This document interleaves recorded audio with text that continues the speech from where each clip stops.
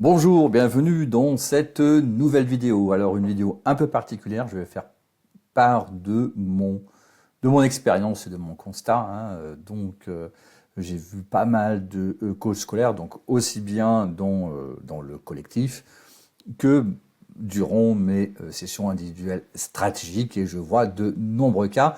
Et maintenant, j'arrive à dégager justement les points communs entre ceux qui réussissent. Qu'est-ce qu'ils font qui réussissent, parce que je vois vraiment des profils de coach qui, certains, n'ont rien, mais rien. Ils n'ont pas de formation, ils n'ont pas de réseau, ils découvrent le métier et qui cartonnent littéralement. Et d'autres qui ont des atouts de dingue, qui ont un réseau, mais un réseau incroyable, et qui finalement n'en font rien.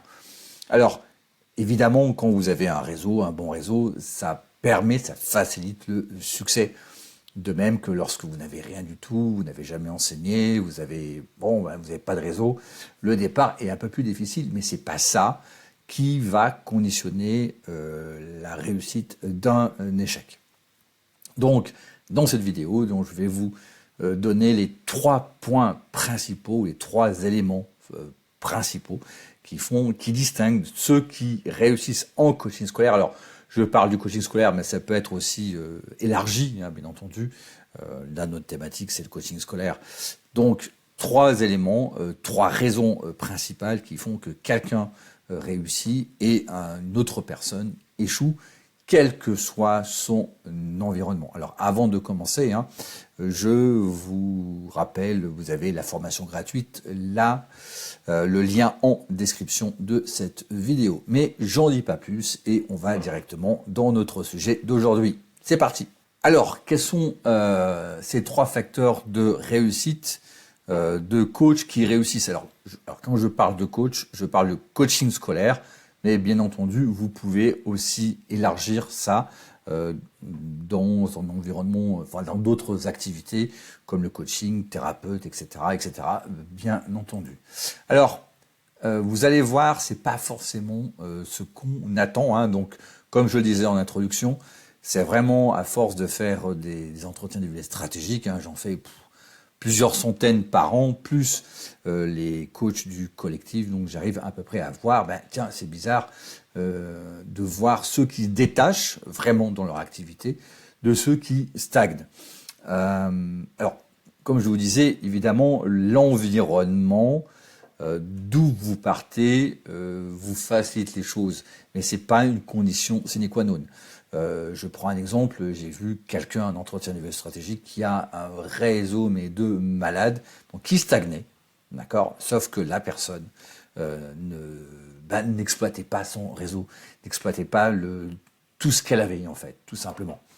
Et j'ai bien vu dans l'entretien individuel stratégique, en fait, le problème, c'était pas son réseau, le problème, c'était elle-même, en fait, tout simplement. Et donc, ça m'a donné l'idée, justement, de faire cette vidéo et de vous montrer les 3 facteurs de réussite et donc aussi, bien entendu, les 3 facteurs d'échec. Donc, on va commencer. D'abord, alors, c'est assez inattendu, mais c'est s'inspirer des autres. Alors, qu'est-ce que ça veut dire? Tout simplement, c'est que quand vous faites du coaching scolaire ou coach ou thérapeute, peu importe, c'est que vous êtes seul. Quand vous êtes entrepreneur, alors évidemment, quand vous faites du coaching scolaire, vous êtes entrepreneur quelque part, mais voilà, vous n'avez pas des salariés, c'est une activité indépendante, on va dire. Mais c'est important de s'inspirer des autres. Ça veut dire quoi, s'inspirer des autres? Ça veut dire de ne pas être seul. Le problème fondamental de l'entrepreneur, donc ici, quand vous faites du coaching scolaire, c'est d'être seul. Vous êtes seul avec vous-même. Et donc, vous ne pouvez pas vous inspirer des autres, à savoir copier, voir ce qui réussit et voir ce qui échoue. Donc, vous êtes obligé quelque part, quand vous êtes seul, de réinventer la roue. Donc, c'est important justement d'être dans un groupe ou faire partie d'un groupe. Alors, attention, il y a une condition, c'est de faire partie d'un groupe qui réussit. D'accord? Donc, si vous êtes dans un groupe d'entrepreneurs, par exemple, et puis ils sont tous moroses, ils sont tous déprimés, le groupe va vous tirer vers le bas. Donc, quand vous faites du coaching scolaire, dans votre activité de coaching scolaire, ce qui est important, c'est de faire partie d'un groupe de coachs scolaires. Là aussi, je vois beaucoup de coachs, de personnes qui veulent se lancer dans le coaching scolaire ou qui font du coaching scolaire, qui me disent « Ah ben oui, mais je fais partie d'un groupe d'entrepreneurs. » Ok, donc il y a des informaticiens, il y a des coachs, des avocats, il y a des... Voilà, certains ont des PME, mais le problème, c'est que vous ne pouvez... Alors, vous pouvez vous inspirer de ces gens-là, bien entendu. Ça vous donne un boost, ça vous réconforte, mais ça ne fait que vous réconforter. Voilà, vous faites des réunions, ah oui, qu'est-ce que tu fais, etc. Assez inspirant, ah j'ai réussi telle action, faire telle vente, augmenter mon chiffre d'affaires. Ok, mais pour vous, concrètement, c'est inspirant, mais l'inspiration, vous vous comparez en fait. C'est ça un petit peu le problème. Mais dans ces réunions-là, on ne va pas vous dire « Ah, mais tiens, tu peux faire comme ceci ou comme cela. » Vous voyez. Donc, ici, c'est de rejoindre, de faire partie d'un groupe, mais de coachs scolaires qui partagent le même métier, la même activité, où vous pouvez partager des pratiques. Alors, je sais que c'est pas forcément quelque chose qui est facile. Pourquoi? Parce qu'en fait, on a peur de se faire concurrence, vous voyez. Ah oui, mais bon, si la personne me fait concurrence, c'est pas un bon état d'esprit. Hein. Donc, les coachs qui réussissent arrivent à... Je vous prends par exemple le collectif. Hein, le collectif, ça vient d'où quelque part cette idée? C'est simplement quand j'ai lancé la formation, quand j'ai lancé le programme en 2021, eh bien, il y avait ceux qui étaient qui voulaient réussir, eh bien, chercher justement à créer des groupes, à échanger avec les autres. Et c'est ça. Et donc, dans cet échange-là, eh bien, vous pouvez à chaque fois vous inspirer, trouver une idée, trouver une inspiration, etc., etc. Mais dans ce groupe, c'est un groupe de coachs scolaires, donc ici, partageaient la même formation, d'accord, faisaient la même activité.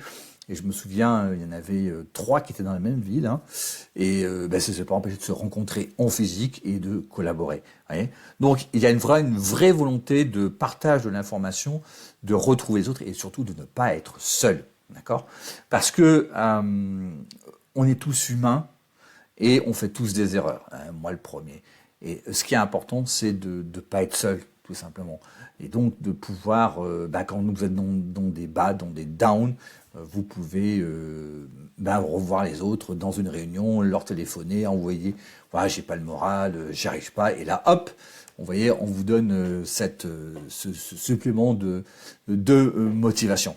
Mais avant tout, ceux qui réussissent cherchent le contact avec d'autres coachs scolaires pour échanger des formations. Alors, comme je vous disais, je me répète, désolé, mais qui cherchent vraiment un groupe qui est moteur, qui réussit, non pas un groupe de plaignants. Hein. On se réunit en groupe, ça fait un peu les réunions des alcooliques, vous voyez. Voilà, non, hein, c'est la condition sine qua non très importante, c'est d'être dans un groupe de la même activité où vous avez un peu de, on va dire, il y a une notion de réussite derrière. Hein. Ce sont des gens qui veulent réussir. D'où d'ailleurs la popularisation de ce qu'on appelle les masterminds. Je ne sais pas si vous avez déjà entendu ça, les masterminds. Les masterminds, c'est quoi? C'est simplement des gens qui réussissent, qui se regroupent. Donc maintenant, on peut organiser des masterminds. Donc il y a des organisateurs de masterminds qui regroupent des clients ou des personnes d'une même activité, notamment de coaching, pour se regrouper et pour, dynamiser son activité. Hein, voilà. Donc le premier facteur, des gens qui réussissent dans le coaching scolaire, mais pas que, ce sont des gens qui cherchent à se regrouper, à s'inspirer de gens, de groupes ou de personnes qui réussissent dans leur secteur. Le deuxième facteur, c'est être responsable. Alors qu'est-ce que ça veut dire? Évidemment, il y a toujours des moments, ça réussit pas. Hein. Donc des moments qui sont plus difficiles que d'autres.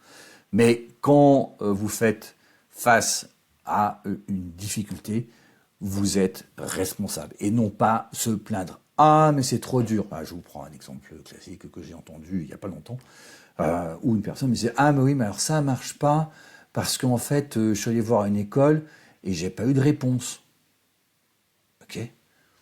Oui, j'aurais envoyé un mail, j'ai pas eu de réponse. Et j'ai téléphoné et ils m'ont dit qu'ils n'avaient pas reçu le mail. Vous voyez? Et ensuite, la personne abandonné. Ah ben alors finalement, c'est dû, etc. Et c'est ce fait de se plaindre le problème. Là, dans ce cas-là, quand vous êtes responsable, je dis voilà, ils ont pas reçu mon mail, je me déplace. Nombre de coachs scolaires qui réussissent se déplacent, vont voir directement. Je vous prends un exemple là qui me vient à la tête, un coach du collectif, devait réserver une salle pour son, comment dirais-je, pour sa conférence. Voilà, bon, il contactait la mairie parce que voilà, les collectifs, c'est une association, donc à ce titre, il a droit justement à une salle gratuite. Et bien, il n'avait pas de réponse. Qu'est-ce qu'il a fait? Il était dans la mairie et il a rencontré le maire. Ouais. Voilà. Et pourtant, c'est un maire d'une grande ville. Et donc, il a pris cette initiative-là. Voyez. Donc, ça sert à rien de se plaindre. Voilà. C'est que ceux qui n'y arrivent pas, à la moindre difficulté, on se plaint. Ah oui, mais c'est la faute d'eux. Oui, c'est la faute d'eux. Ah, mais alors les mairies ne répondent pas. Ah, mais les écoles ne répondent pas. Ah, ouais, voilà. C'est la faute, c'est les excuses. Voilà. Ici, le facteur principal de ceux qui réussissent sont responsables. On vous répond pas, vous vous déplacez. Ah, vous allez déplacer. Bonjour, Madame la directrice, ou bonjour l'école ou le secrétaire. Voilà, j'ai envoyé un mail, je n'ai pas eu de réponse. Vous pouvez me répondre, voilà, je fais telle activité et je voudrais rencontrer le principal ou le proviseur du collège. Vous voyez, comment on peut faire? Vous voyez, c'est vraiment cette notion de responsabilité. Donc, avant tout, pour être responsable, se poser des bonnes questions sur comment faire. Je reprends ce coach du collectif qui se reconnaîtra dans la vidéo. Dit voilà, je sais comment pour rencontrer le maire. Mais non pas mais j'ai pas de salle. Ah zut, j'ai pas de salle. J'ai pas de salle gratuite. Ah mais ils sont méchants à la mairie. Alors que là, j'ai voilà, comment je peux faire pour rencontrer le maire? Ah mais je crois que je connais quelqu'un ici dans la mairie. Donc je peux lui demander comment je peux avoir une salle gratuite et éventuellement rencontrer le maire. Vous voyez, c'est quand on est responsable, on se pose des bonnes questions et on ne se laisse pas submerger par c'est la faute des autres. Et donc, on trouve des solutions. Ici, il a trouvé simplement la solution à travers cet agent qui lui a dit comment il fallait faire pour rencontrer le maire. Et donc, là aussi, on est tous humains, on a tous les droits de se plaindre, on a tous des fois des downs, on a tous des moments sans, et moi le premier, et c'est tout à fait normal. Mais quand vous êtes dans un groupe, la solution, eh bien, vous êtes moins sujet à vous plaindre, ou quand vous vous plaignez, le groupe va vous le dire. Et ok, d'accord, mais t'es de mauvaise humeur, ok, c'est passé un mauvais moment, mais bon, là, tu te plains un peu quand même. Voyez. Donc, c'est ça aussi la fonction du groupe, quand vous êtes dans un groupe de personnes qui veut avancer comme vous dans la même activité, ça vous remonte le moral. Ensuite, le troisième facteur que j'ai pu constater, donc des gens, donc c'est le dénominateur commun, des gens qui réussissent, c'est la persévérance. Ils ne lâchent rien. Donc ça peut, voilà, ils commencent avec rien, s'ils commencent rien, on va faire, on y va quand même. Donc ils ne se laissent pas abattre par des obstacles. Et comment ils font? Eh bien, c'est très simple. D'abord, ils croient, ça c'est le facteur principal de la persévérance, c'est croire à son projet. Donc, je me lance en coaching scolaire. Je prends un exemple. Toujours, j'aime bien prendre des cas concrets parce que c'est la réalité. Je prends quelqu'un qui vient de rentrer dans le programme et qui me dit non, mais moi je vais tout défoncer. Il croit vraiment à son projet et les outils qu'on lui apporte. Il dit oui, ce sont des outils concrets, tout est tramé. Voilà, je suis accompagné et donc il n'y a aucune raison que je ne réussisse pas mon projet. Mais il fait les choses, il y croit à la base. D'ailleurs, c'est la raison pour laquelle on était très, très content de l'accueillir. D'ailleurs, cette petite parenthèse, nous on vérifie, ce qui est très important, quand quelqu'un rentre dans notre programme, dans un autre aussi, qu'il soit motivé. Parce que nous, on vous donne tous les outils pour y arriver. Mais après, c'est à vous de vous asseoir au volant et de passer les vitesses, d'accord? Donc ça, c'est important. On ne peut pas faire les choses à votre place. Et là, il croyait en son projet, il croyait dans le fait qu'on puisse l'aider. Et donc, ça marche pour lui de feu de Dieu, quoi. Voilà. Et ce qui amène aussi sur une deuxième chose, pour être persévérant, c'est être concentré sur le présent. Le gros piège que je constate, c'est se dire, ah ben voilà, vous voyez, on se donne des objectifs. Je me donne 6 mois pour réussir. Oui, mais bon, des fois, il y a des éléments qui ne dépendent pas que de vous. Par exemple, vous voulez développer votre projet, mais des fois, quand vous êtes, par exemple, à l'été, au mois de juin, vous avez juin, juillet, août, eh bien, c'est un peu les vacances. Donc, votre objectif de réussir en 6 mois va se heurter aux vacances, à l'absence des parents. Donc, vous ne maîtrisez pas tout. Et dans la persévérance, ceux qui sont persévérants et qui réussissent croient d'abord à leur projet, c'est ce qu'on a vu, et surtout sont concentrés dans le présent et font les choses pas à pas, un pas après l'autre, tout simplement. Voilà, je vais voir, j'ai besoin pour réussir de contacter les parents d'élèves. Comment je fais pour contacter les parents d'élèves? On leur donne dans le programme les outils. Ils vont contacter les écoles sur comment, après, ça répond pas, ce n'est pas grave. Donc là aussi, il est dans un groupe, le fait d'être dans un groupe, la personne peut consulter les autres sur comment vous avez fait pour contacter les parents d'élèves. Est-ce que ça prend du temps? Qui vous avez contacté? Qu'est-ce que vous avez dit? Comment il faut le dire? Etc. etc. Vous voyez, vous êtes concentré sur le présent et le fait, encore une fois, d'appartenir à un groupe qui vous motive, ça vous évite de lâcher la moindre difficulté. Ouais, là encore, j'en reviens, si vous êtes fatigué, vous avez le droit d'être fatigué, vous avez le droit de ne pas avoir le moral, vous avez le droit d'en avoir marre des fois, c'est absolument humain, et moi le premier, mais ne pas vous laisser engloutir par un état d'esprit négatif parce que vous n'avez pas le moral puis vous abandonnez. La moindre difficulté. Là, vous avez éventuellement le groupe qui est là pour vous dire « Wow, il faut se réveiller quand même. C'est un nouvel espace, tu vas voir, ça va revenir. » Et qui vous rebooste complètement. Voilà, c'est tout pour cette vidéo. Donc, je voulais vous partager un peu ces 3 éléments parce que je le vois maintenant, quand je fais les entretiens du stratégique, je vois qui a le potentiel et qui ne l'a pas. Alors, le potentiel, en termes d'état d'esprit, ceux qui... Alors après, je donne mes... Comment dirais-je je donne mon analyse, je donne... alors, moi ou quelqu'un d'autre, maintenant, on se partage le travail, mais... voilà, j'arrive vraiment à voir, en fonction de ces 3 éléments, si la personne va décoller, indépendamment de son environnement, de là où il part. Est-ce qu'il y a un réseau, est-ce qu'elle est enseignante ou pas, est-ce qu'elle est coach ou pas, est-ce qu'elle est formée ou pas. Finalement, ça n'a pas vraiment d'importance, tout simplement. Voilà, merci de m'avoir écouté. Un like si vous avez aimé. Si vous avez des questions, vous pouvez les poser donc en commentaire. Dites-moi si vous avez d'autres éléments aussi à me faire partager sur les facteurs clés de succès pour pouvoir réussir dans son activité. Un like si vous avez aimé, abonnez-vous à la chaîne. Je vous rappelle le lien de la formation en description et je vous dis à très bientôt.